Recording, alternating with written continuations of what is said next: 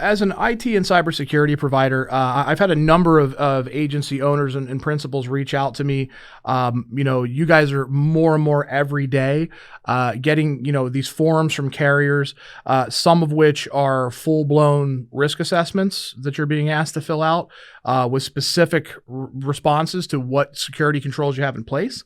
In addition to that, there's also sign-offs that you're actually hitting individual standards for certain laws. So one of the ones that came across my desk 3 times in a week was a form from Amtrust Financial, third-party New York Cybersecurity Request for Verification is the name of the document, meaning that the New York Department of Financial Services has put out a list of requirements in the form of regulations, meaning it's the law that you have to do certain things if you are doing business with entities that are in New York.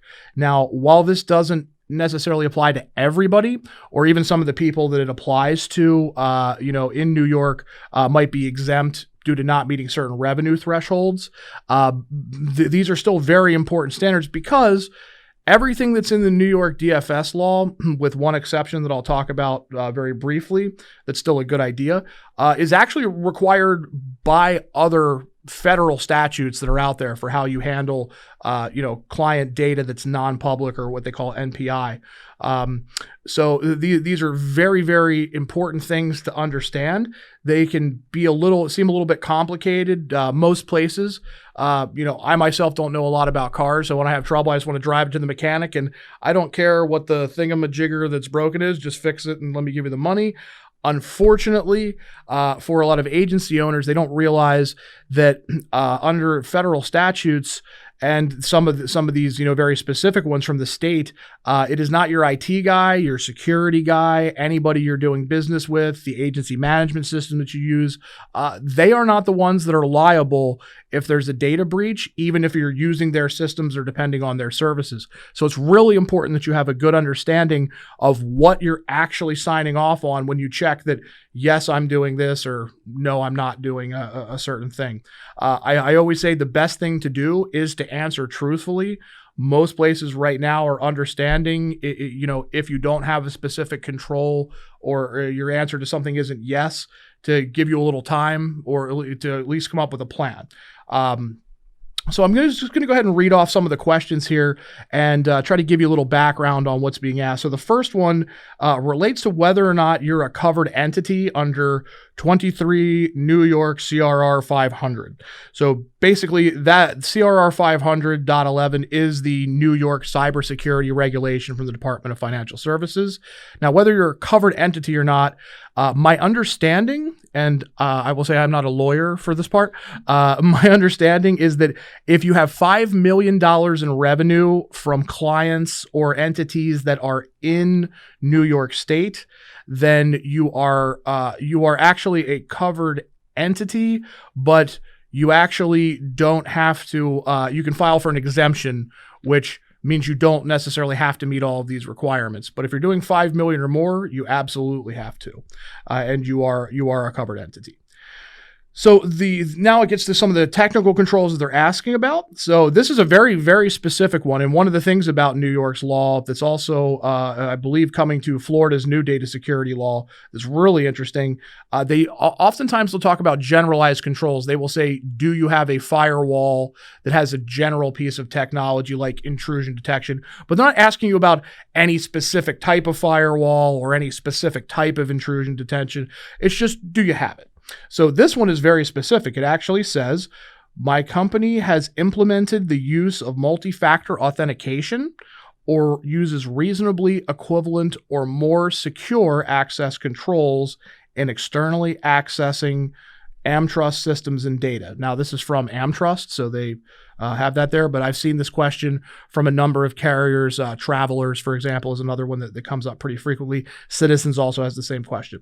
So again, what they're asking is, are you using multi-factor authentication? Sometimes it's called two-factor authentication, or you might hear just the acronym MFA.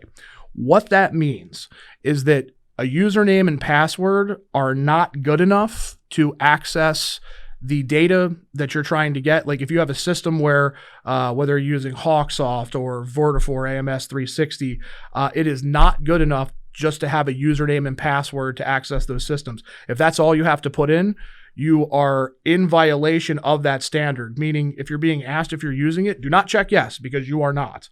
What multi-factor authentication means, it's just like when you go to sign into your bank account. Are you, usually they'll text you a 6-digit code, or they'll email you a code that after you put in your username and password, you have to have that further to get in, much like, if you're signing into your bank account. So question number 2 is directly related to that. Do you have that or not? And it's pretty easy to tell. Go to log into your system. If you don't get challenged, you don't have it. So make sure that you're signing off on those correctly. They do actually have an option on the form to say that if you're not using it, you will be using it by X date in 2021. Meaning, this is not something that is years away from them expecting to be fully implemented. They're expecting that reasonably you have this implemented by the end of this year, this calendar year, that is.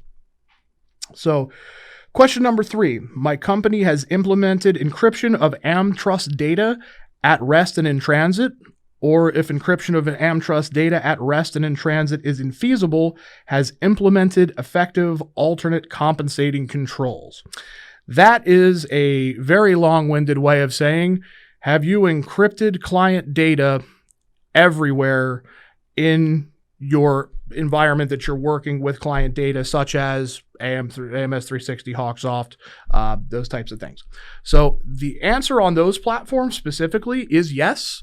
If you're using your own kind of homebrewed spreadsheets and things like that to access everything, the answer to that question can vary. It's something you want to definitely look into with your IT people. It's something that absolutely should be done.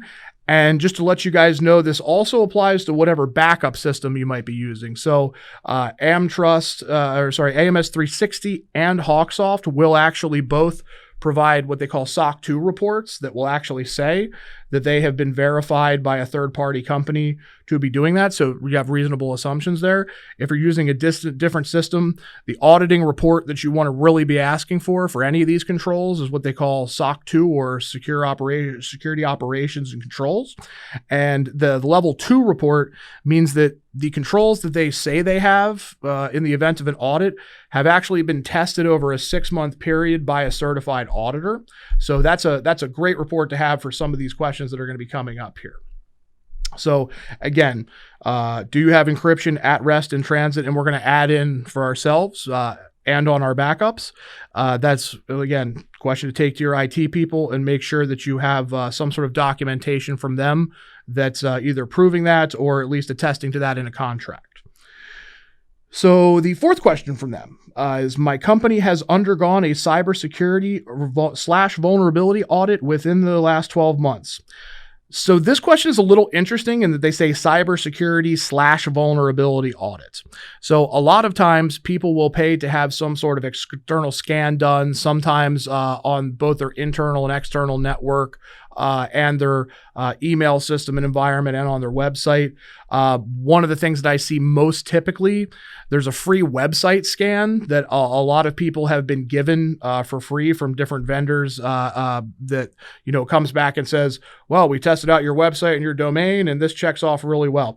That is not what this is asking. That is definitely something that can be used as a part of a cybersecurity audit, but a good cybersecurity and vulnerability audit, also called a risk assessment, is going to tell you about a whole host of things, not just technological vulnerabilities. They're checking to make sure that you have written information security programs, that you've adopted a security standard, which is actually going to be a question that we see here a little bit later, and I'll go more into detail at that time with. But again, they're asking if you basically had a full cybersecurity audit done in the last 12 months. If you didn't pay several $1,000s for it, it wasn't very detailed, and it wasn't explained to you fully, you haven't had it done. I don't care what you show me. It's not going to be the thing that we're talking about here. So I'm always happy, by the way, at vineit.com. You can always reach out to us. You can reach out to me, and I can kind of take a look at anything you have. If you're curious as to something that you've had done previously, if that meets the measure, we're always happy to take a look for people with a confidentiality agreement, just to make sure you're being taken care of properly there for that.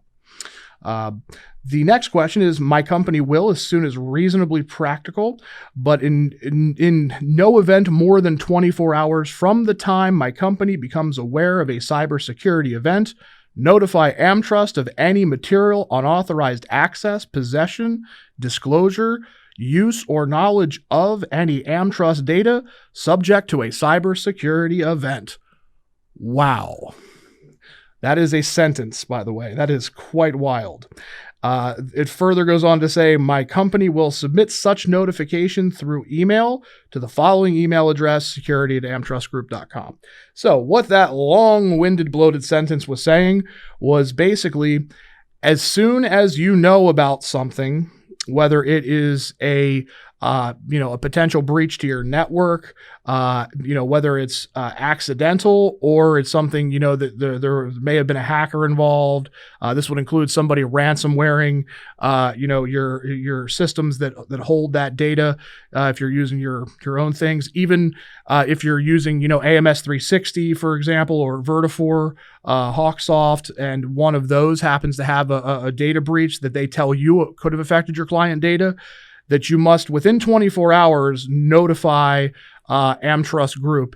If you don't do that and you mark that you will do so, you could actually be legally liable for further damages than just things that are related to the breach, because you're now technically in breach of contract with these guys. So that's a very slippery one. You pretty much have to sign off on that if you want to do business with Amtrust. But just know, having good breach response policies and procedures, which are very important. You knock on wood that it never happens. You hope it's not going to be something that comes up. But in the event that it does, that you've got the people that you need to hit well notified. So Amtrust is just one provider. There's a number of them out there. You've probably signed off on 5 or 6.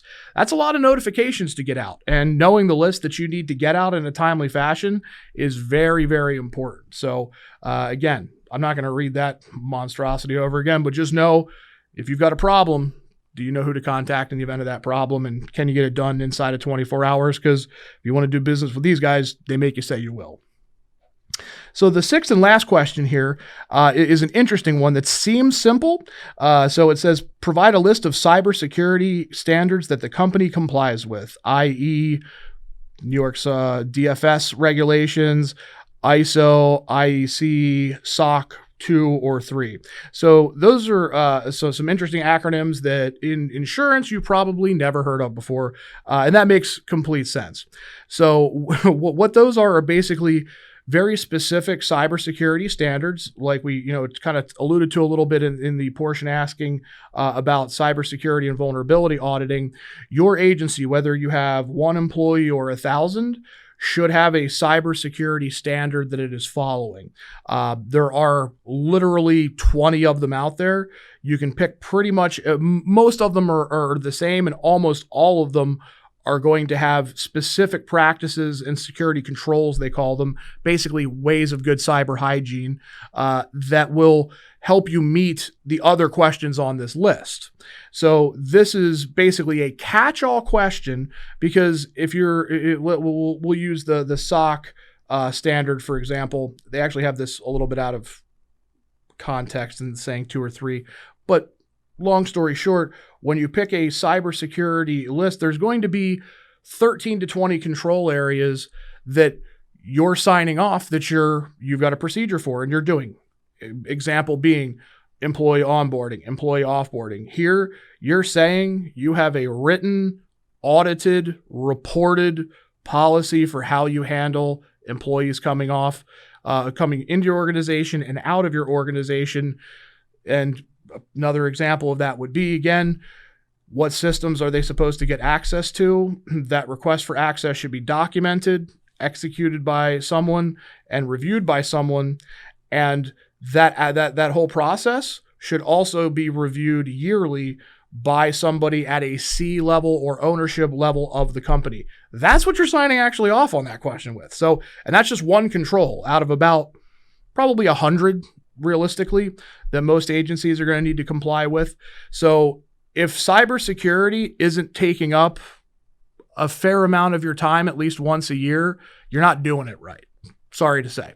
But if you are interested in finding out a little bit more about how to have some help or guidance in the arena of having that cybersecurity program, that you've adopted a standard and that you're following that, so you're meeting not only the third-party New York cybersecurity requirements, but also a lot of these assessments that are coming down from the carriers, please reach out to myself, my company, or somebody that does what we do.